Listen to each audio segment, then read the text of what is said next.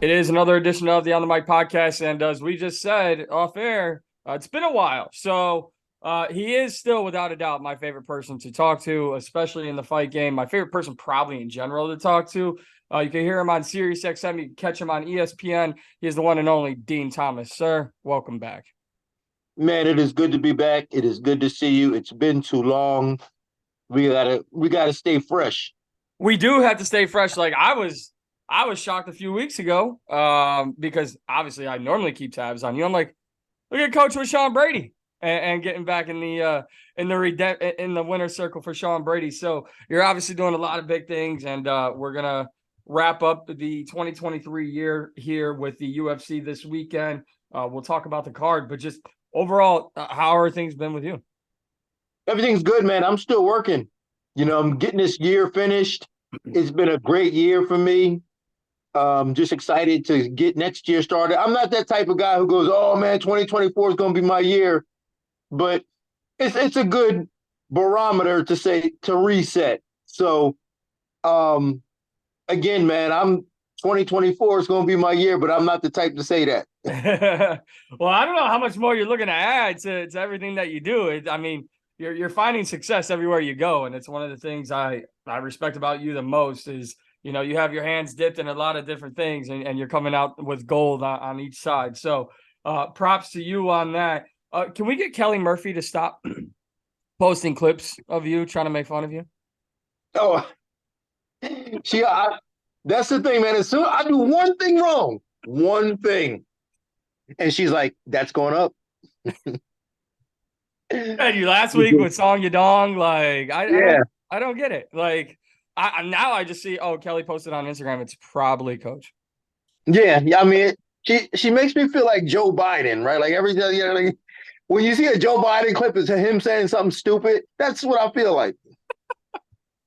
Well, it's been a crazy year for the UFC, and obviously I'll get into the first fight that we lost last night, and that's Ian Gary Vicente Luque. Now, everyone, I mean, I don't remember just in a social media world a fighter who had such a rough month like Ian Gary. All his private life gets exposed. People are coming at his wife. Then he gets sick. I'll let you give your thoughts if he's sick.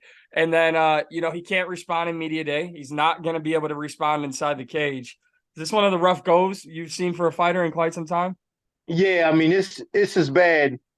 I mean, it for especially for a guy who's winning, and for a guy who had a lot of upside, and he seems to have had so much going for him.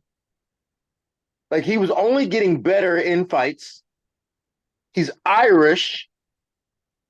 He's good looking. How did things turn so fast on this man? I mean, it's weird. I've never really seen anything like it when you add all those elements to it. When you put all those elements in and go, okay, here's the equation. This is what we're working with. This is a very marketable, good-looking kid who's Irish. He could be the predecessor to Conor McGregor for Ireland, and he allowed this to happen. And the weird thing about this whole thing happening is I believe it all started because he picked on Neil Magny. Yeah. Yeah. Which is weird, right? Because listen, Dana White says it all the time. This is the fight game.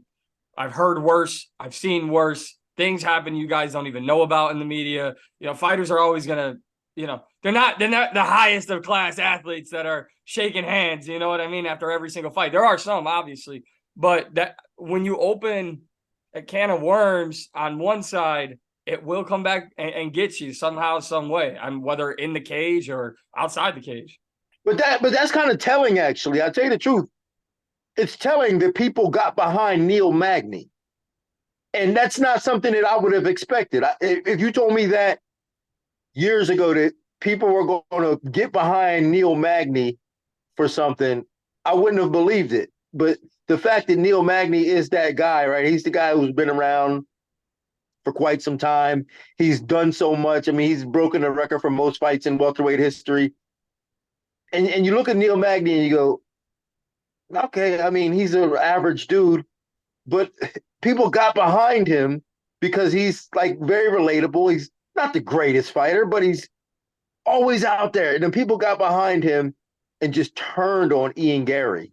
I mean, to me, I find that to be very different but admirable. I think we've seen it with some of, I don't want to say the best trash talkers, right? But some of the trash talkers who take it to the extreme. Once you bring up kids, the social media hounds are after you. I Yeah, think, yeah, I think once you bring up kids, it doesn't matter. Like you said, it could be Neil Magny, it could be John Jones. Like it doesn't matter. You could be the first guy off a Contender Series. Once you bring up kids, that's it. yeah. I mean, I guess that's what it was he opened that up to himself to bring up kids, and he accused Neil Magny of doing something that nobody really believed.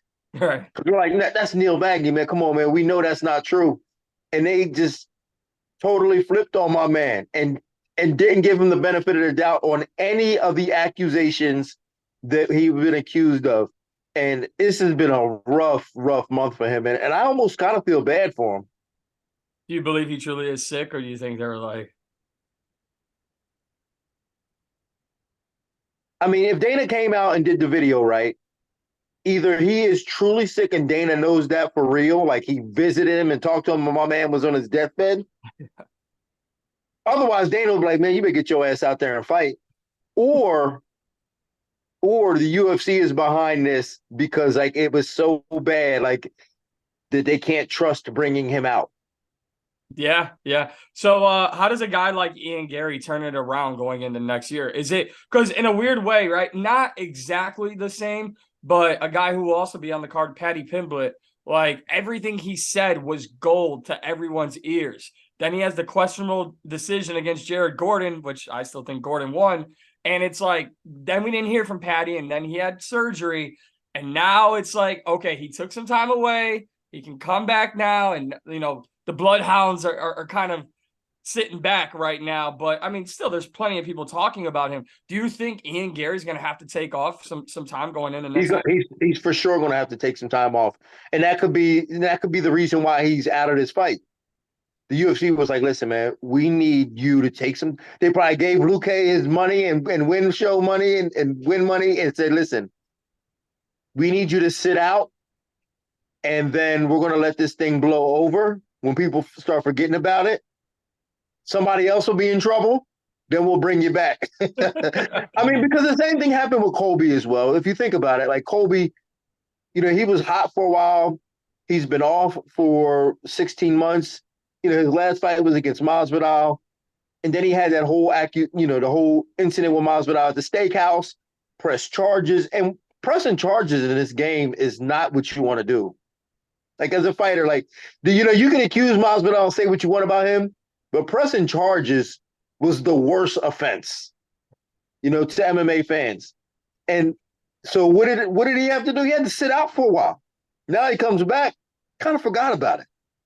And if he wins Saturday night, we're going to forget all about him pressing charges. So for Ian Gary, unless he gets a divorce, he's going to have to sit out for a minute. Absolutely. Before we dive into this weekend's card, I want to get your thoughts on PFL purchasing Bellator. We're starting to see a lot of or some big names on the personnel side of Bellator joining up with the PFL. I talked to Chris Cyborg last week, and she said Kayla Harrison fight is there. If Kayla wants it, she thinks that's the biggest fight that can be made. What do you make of completely like big picture PFL purchasing Bellator? Do you think it's going to hurt or help the sport? I mean, it's in the short term, it's going to help in the short term because we're going to see some good fights. And the fighters we're going to see some matches that we wouldn't have seen prior to the conjuncture. But in the long term, that's yet to be determined. It could be horrible because both of them could go under. So I mean, it could be horrible. So it's hard to say in the long term, but in the short term, it's definitely a good thing. But I just have a hard time believing that it's going to be sustainable the way they're talking like it is. Just their business model, what they're doing. And then it takes cooperation from everybody to get going. And what they need to do, what the PFL needs to do right away, in one big mega card is have Francis Ngannou, Jake Paul, Kayla Harrison, Cyborg, Nate. They need all of this in one big card to make a statement. And that takes too much cooperation from people that are not willing to cooperate. Do you think they're really going to be like, yeah, man, let's, if we really want to make this league work, we got to stick together and do this? They're not going to do that. They're like, yo, how much you going to pay me? And Right. that's the problem. They can't do that. And you have like 6 different sides of PFL. From what I understand, it's going to be like PFL Europe, the Challenger Series, the pay-per-view fight series, the in-season tournament, and then Bellator, and there's one other. But it's like, how many? It's like, are we all just PFL? Like we're just branching off. You know what I mean? I mean, it's hard to follow, right? Unless Right. you're a crazy fan, it's going to be hard to follow. But at the end of the day, man, when you look at the UFC and what they do, they deliver fights that people want. And if something falls through like Ian Gary and Vicente Luque, we forget about it because the next one. Right. Right. And then if something else falls through, we're gonna forget about it because January 13th, Ankalaev and Johnny Walker gonna fight. You know what I'm saying? So like we just keep it moving. Absolutely, and that's why they're at the top of the list, and they're the gold standard of MMA promotions. Last one before the UFC 296.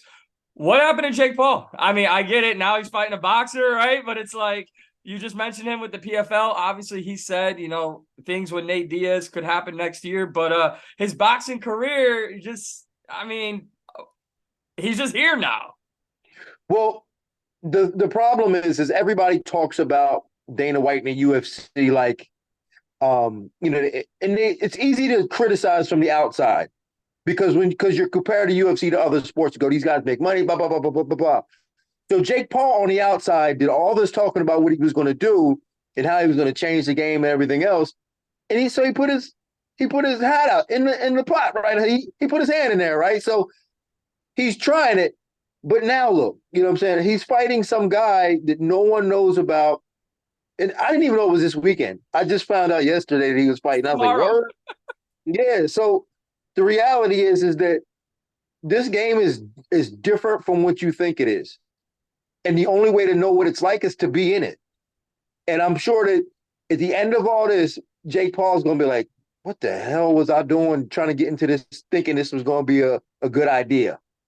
I promise you, just like everybody else does. Everybody else comes out and they try to battle the UFC and they try to do big things, and then they end up saying the same thing. What the hell was I thinking? I lost all this money trying to prove that I can do what they're doing. And it's And then they fight the night before a UFC card. yeah, They can't even compete, right? They can't even compete. They're like, we'll dude. fight the night before. And they're fighting the night before, and Karate Combat is probably going to do better numbers. Yeah, I agree. Because we I got agree. Anthony Pettis and Benson Henderson fighting. Which is going to be insane, especially in the Karate Combat pit. But UFC 296, you obviously know the UFC closing the year in a big, big way. I mean, just going through from top to bottom, when you get Randy Rude Boy Brown to open up the card, and like your 6th fight on the card is Casey O'Neill against Arian Lipsky. I mean, that we're already talking a big card, but I want to start with the prelims, and I want to talk about former champion Cody Garbrandt finally coming back. He's moved his camp to Vegas. He's been there for a while now. I believe at Extreme Couture. Is Cody a guy, and he's taking on Brian Kelleher, is Cody a guy that you could eventually see turning his career back around and getting back to the top, or at least inside the bantamweight division? I'm not sure. I don't think so. Honestly, I don't think so. I think if he does, trust me, and I'm not wishing this on him. I want to make that very clear. I'm not wishing this on him. But I think that everybody has their one good run in their career. And I think he had his. Now he might be able to still have some success, but I think he had his one good run. I think he's still capable of winning fights and still capable of beating people. One thing I can say about Cody Garbrandt is physically he's the most talented bantamweight in the world. There's no one that possesses his speed and his skill set. Like he is physically talented. I'm just not sure that he has the intangibles and those other special things that you need in order to be a champion and have another good run. I'm not sure he has that.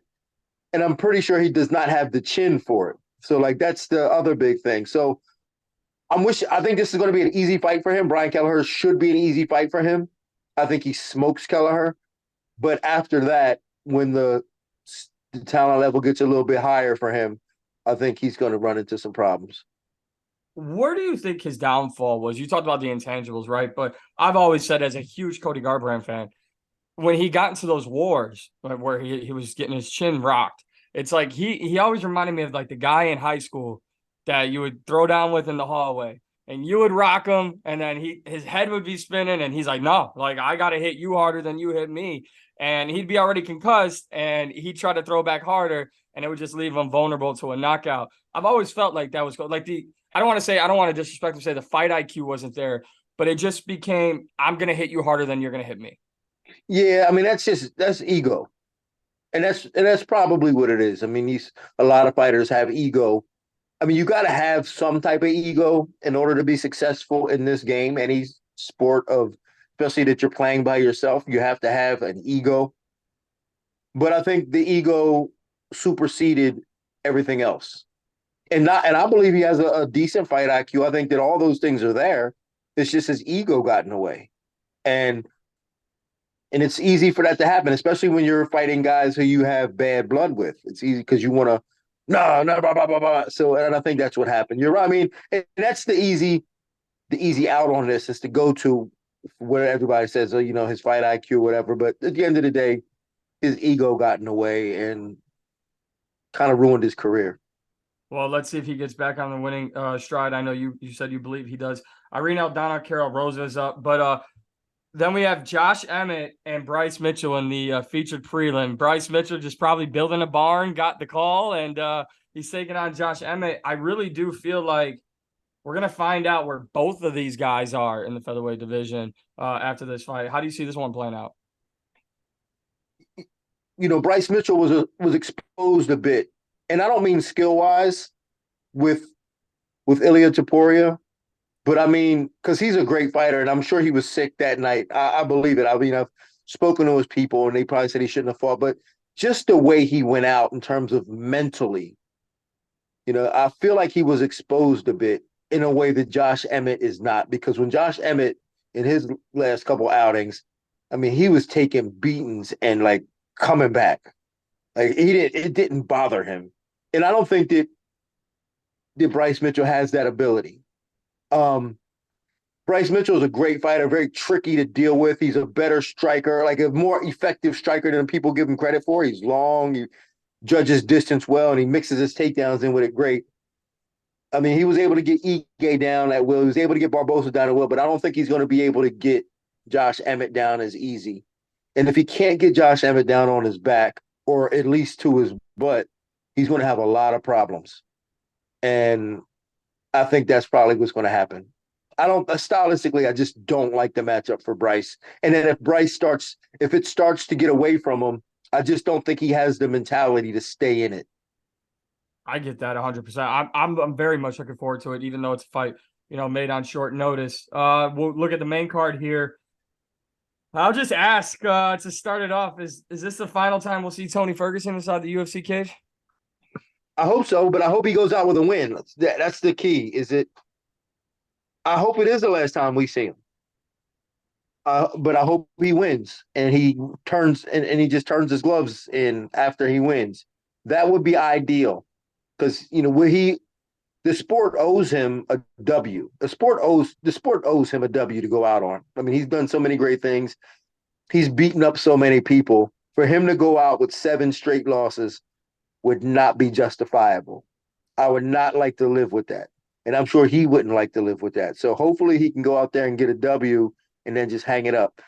That's unlikely because you know how guys are. You can lose 20 straight, then win a fight and be like, yo, I'm back. Yeah. I trained real hard. I'm back. And I don't think that's the case here. I think the case for this fight is that Tony Ferguson, in my opinion, should win this fight. He could. I don't say should. He could win this fight. He could win this fight. And if he does, he should retire. I agree. 100%. And, for Paddy Pimblett, do you almost see that this it's almost a lose-lose, right? I mean, yes, if you win, it gets you back in the credibility, but people are like, okay, dude, you beat Tony Ferguson. But then if you No, lose, you're like, no. If no, listen, he's supposed to be Tony Ferguson. It's not a lose lose for him. He didn't look good against Jared Gordon. All the other guys that he fought were essentially amateurs, and he looked like an amateur fighting other. He looked like a good amateur fighting other amateurs. He didn't necessarily win the fight against Jared Gordon. This fight is to keep him relevant. So, in my opinion, he has to win this fight for people to go, okay, we're gonna take him serious. And it's not a negative; it's a positive for him, for us, because right now no one really takes him serious. So, in order for him to put himself back in our good graces, he has to win. are you excited to hear David Goggins in the corner of Tony Ferguson? I don't know what he's going to say, but stay hard. He might, yeah, he might say, Patty might piece up Tony. He might go, stay hard, Goggins. That's going to be. I mean, with social media and the connectivity that we have with each other these days, it's miraculous, man. I tell you that right now. I mean, who like Tony got like David Goggins? I'm a big fan of his, and the fact that he's going to be cornering a fighter in the UFC tonight, and I'm going to be able to talk about him in the middle of round, like it's just, I'm excited for this. I mean, it's a little weird, but I'm excited for this. If he's got like some great corner advice and motivation in between rounds, can you please just go get on the broadcast and go, I'm ready to run through a wall. I'm ready to run 500 miles. I hear David No, Goggins. first off, I'm going to tell you like this: he's not going to have good advice. You don't have the background like David Goggins, who's willing to run through a wall and then give good advice. Because in fighting, it requires you to not run through the wall. It requires you to find another way around the wall. So there's no way he's going to have good advice for Tony Ferguson. We remember though Mike Perry only went into a fight with his fiance one time. So I guess David Goggins isn't the worst we've ever seen. Stephen Wonderboy Thompson against Shavkat. First off, have you talked to Laura Senko about her man Shavkat fighting this weekend? I have not. I try to avoid that conversation with her because it's very triggering to my heartstrings. So I don't discuss that with her. Where does this fight? Like, I mean, Stephen Wonderboy Thompson, he's continuing to bring it, but he's just outmatched here. He's going to be outmatched. He's going to be outmatched. And if this was 4 years ago, I'd probably put my money on Wonderboy. Even if Wonderboy 4 years ago fought this Rachmanov, I'd probably put my money on Wonderboy. But the fact that the blueprint has been written on Wonderboy, he's been beaten. People know the secret about Wonderboy now. And we're dealing with a guy who is just on another level, who's super, super, super talented, who will probably go on to winning a championship at some point in his career. So to me, there's a reason why he's the biggest favorite on the card. And I'm not mad at the number. I just, Wonderboy's gonna be 41 in a couple of months, and I know how I felt at 40. It's not a good feeling. And Wonderboy's game is based on movement and things like that. So he's gonna be behind a step all night, I think. It's almost a showcase fight for Shavkat, if you will. Co-main event, UFC Flyweight Championship. It's a rematch. Alexander Pantoja, the champion, taking on Brandon Royval, who's bounced back with 3 wins in a row. Could you see a different outcome this time? It'll be a different fight, but I think the outcome will be about the same. I think the outcome meaning at the end of the fight, Pantoja should be getting his hand raised.